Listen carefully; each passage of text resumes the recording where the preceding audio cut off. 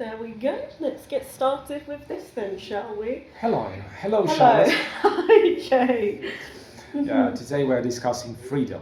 It's a very disturbing and inspirational at the same time topic. So How should we start off this bit? yeah, well, let's discuss what prevents us from being absolutely free. So what do you think? What is there to say? I don't feel like I'm not free. I think that you are not absolutely free, and I'm not absolutely free, because we are afraid of being absolutely free. Why?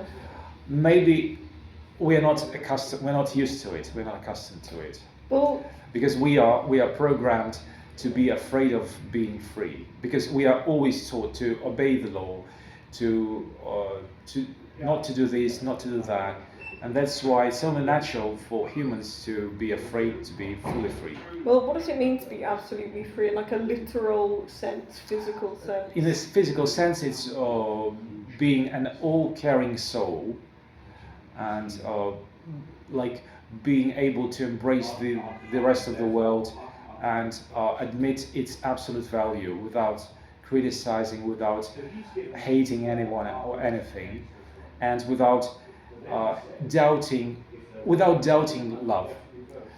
See, I don't get the link between this and freedom myself. I don't get what that's got to do, what freedom has got to do with loving everyone around Yeah, me. so let me unwind it, or let me explain it.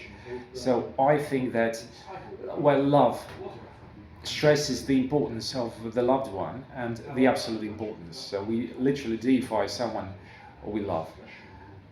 It's the opposite of being not free, because when we are not free, we are not loved by someone, or at least by something, while we are limited.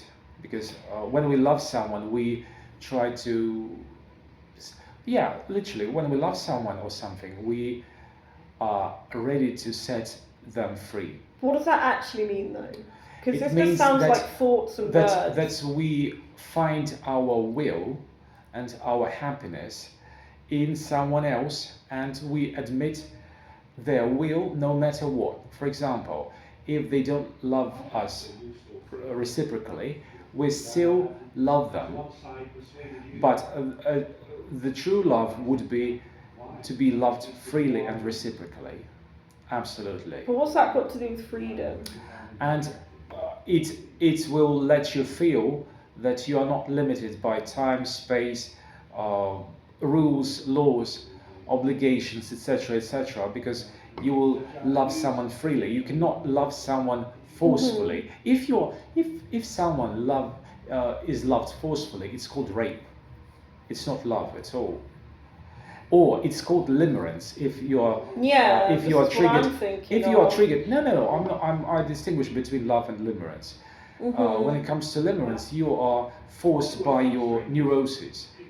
You are forced by your mental problems rooted in your childhood, when your mother or your father didn't love you enough, and that's why you are looking for love.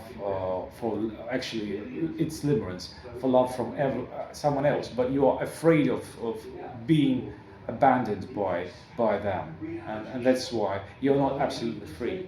But absolute love means admitting your own absolute value, which means getting rid of your psychological issues, etc., and admitting that someone or whom you love is also absolutely valuable and deserves love no matter what.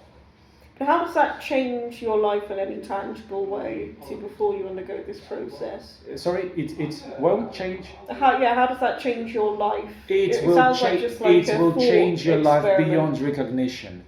If you ever fell in love with someone, you notice that all your thoughts, all your actions were connected with that person. But normally, unfortunately, while nearly all of us have some psychological minor or major issues, we feel only a vague shade of true love, which is called limerence, which is more disturbing, which is more painful, etc., etc. That's why we are afraid of absolute true love, because we do not we do not have this full experience of absolute love.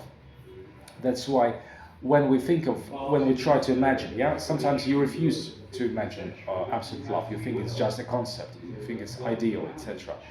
But I think we are triggered by the fact that we have some painful experience connected with limerence, and it prevents us.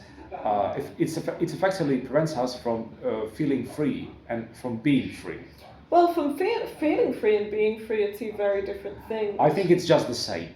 There is no difference whatsoever. Once you realize that you're not just this body, and you are more than just this body, so to speak.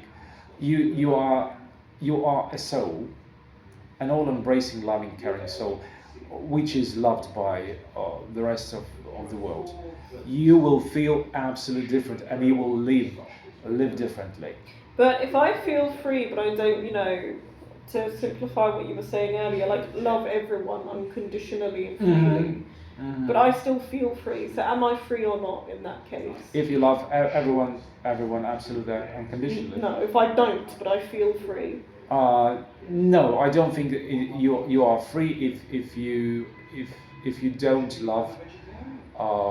If you don't find value in everything, which does not necessarily mean that we blur all aesthetic and moral borders, etc. So this is important, because when it comes to ethics, on the one hand we are slaves of ethics and we are slaves of our concepts, but interestingly, this absolute love, at least the way I feel it, is all about not blurring borders or boundaries. I would say. Sorry, boundaries. Yeah, but it's more about being able to go beyond, not about bending rules or breaking laws, etc. But it's like being not interested in differences, being interested in similarities, and in and what is similar here is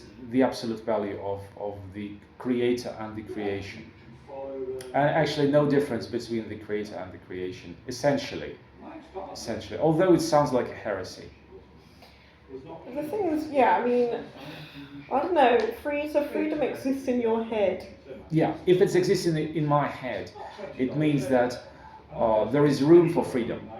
And if I want to discuss freedom, at least my soul is freedom driven, which is wonderful, because I would be upset if I noticed, and I'm always upset when I notice some slavish tendencies in my psychology, in my psyche. So what does that mean? Just that you have thoughts which are probably influenced by something else?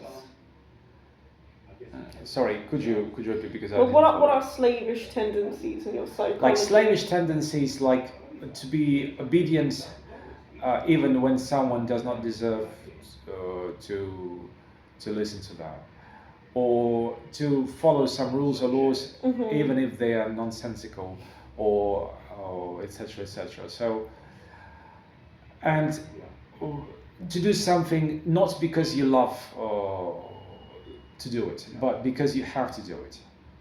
So it's a different mentality. So while again, when it comes to ethics, they are encrypted in our psyche. We are told that you must do that, you must do that. And as for love, it's part of our psyche again. So that's why it's so difficult to get rid of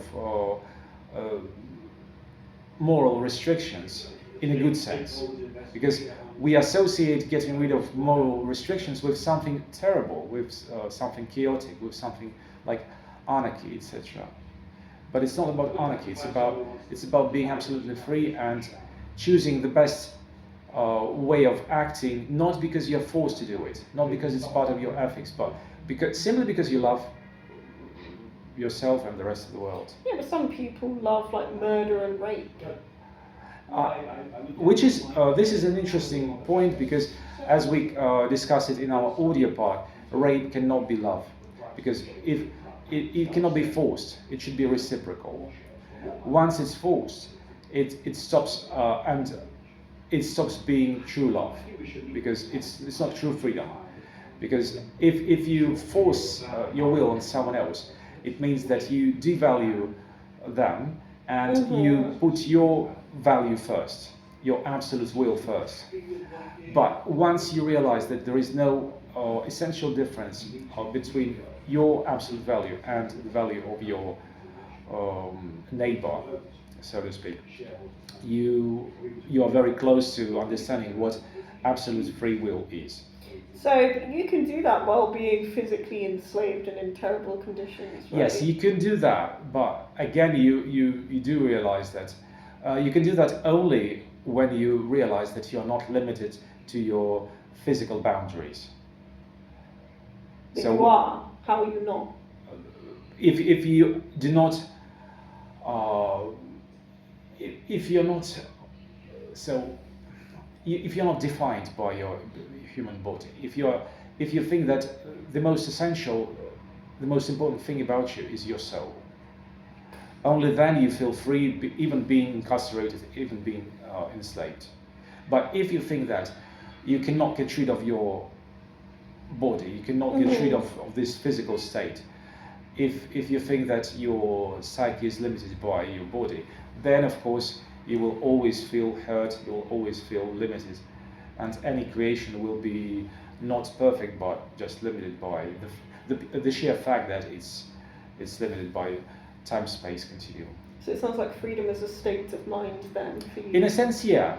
But I think that potentially it could be also a physical state, although we have never experienced absolute freedom physically. What would that look like? That would look like pure light and happiness, I think, like all embracing one soul, all souls merged together, speaking Kabbalistically, and yeah, just pure happiness. I mean, when it comes to happiness, again, it's only natural to define it like something universal, because being happy means being part, being part of it. So when you're part of something, you're happy. If you're an outsider, if you are a non-native surrounded with natives, and you are an outsider. So that's why, or if you are an expat working in a different country, you are an outsider in a sense, if you are treated as an expat. But once you are welcomed, once you are loved the way other people love themselves, then you are happy. Well, it sounds like more a question of community then in that case. Yeah, and community means being together. Yeah. And this is about loving. I think this is this encapsulates these two, or explains, let's put it differently, these two ideas of loving God and loving your neighbor.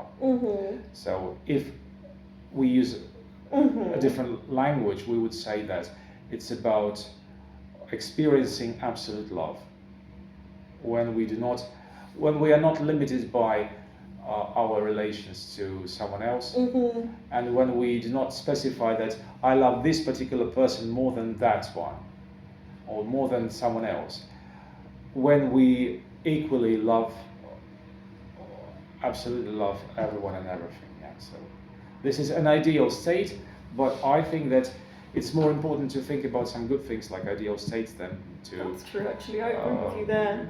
To limit ourselves to the opposite of love and freedom. Yeah. Well said. Thank you very much. Thank you. Thank you for being ready to discuss it. Yeah. Have a good one. Cheers. My pleasure.